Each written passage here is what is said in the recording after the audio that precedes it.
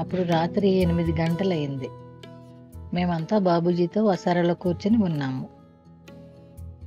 వారు అన్ని పర్యవసానాలకి కోరికలే కారణం. తలపులు తమ పరిధిని దాటినప్పుడు ఆలోచనలు అవుతాయి. అలాగే ఆలోచనలు తమ పరిధిని దాటితే దివ్యం అవుతాయి. మీరు భగవంతుని చింతన నుండి మరలిన తక్షణమే కోరికలు మిమ్మల్ని వశపరుచుకుని తమ బానిసలుగా చేసుకుంటాయి అన్నారు. ఎవరో బాబూజీని భగవంతునికి ఆత్మకు గల తేడా ఏమిటి అని అడిగారు. దైవత్వం యొక్క దివ్యకాంతి ఆత్మ అని వారు సమాధానం చెప్పారు. మేము వారి మాటలపై తీవ్రంగా ఆలోచిస్తున్నాం.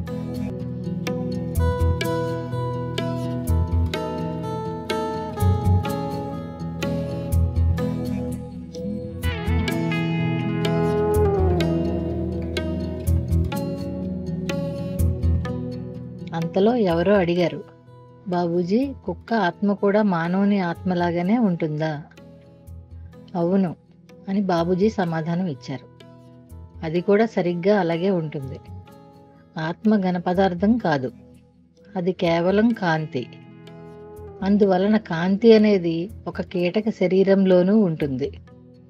కాంతి ప్రతి చోట ఉంటుంది. మనమంతా ఒకే విధమైన వాళ్ళం. లాటినాలో నాకు ఇవ్వబడిన కొంతమంది అభ్యాసుల ఫోటోలను బాబూజీకి చూపించాను.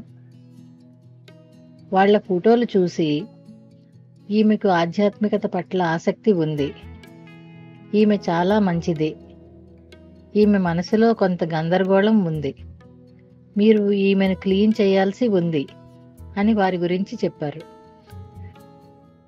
మరొక అభ్యాసి ఉత్తరం ఫోటో కనిపించకపోవడంతో నేను నా బ్యాగులోకి చూస్తూ వెతుకుతుంటే బాబూజీ ఫోటోతో ఉన్న ఉత్తరం గురించి పర్వాలేదు, ఆమె కోరుకుంటే ఆమెను ధ్యానం చేయనివ్వండి అన్నారు. తల్లి కాబోతున్న మరొక అభ్యాసి గురించి ఆమెకు ప్రాణాహుతిని ఇవ్వవచ్చు, అది మంచిదే అన్నారు. అన్ని సంఘటనలు తనకు వ్యతిరేకంగా జరుగుతున్నాయనే ఆలోచనతో ఆ అభ్యాసి సతమతం అవుతూ ఉండేది. ఆమె యొక్క ఆ ఆలోచనపై వ్యాఖ్యానిస్తూ, అది అలా కాదు, అందుకు విరుద్ధంగా ఆమె ఆ విధంగా ఆలోచించడం వల్లనే అటువంటి సంఘటనలను ఆమె స్వయంగా ఆకర్షిస్తుంది అన్నారు బాబూజీ.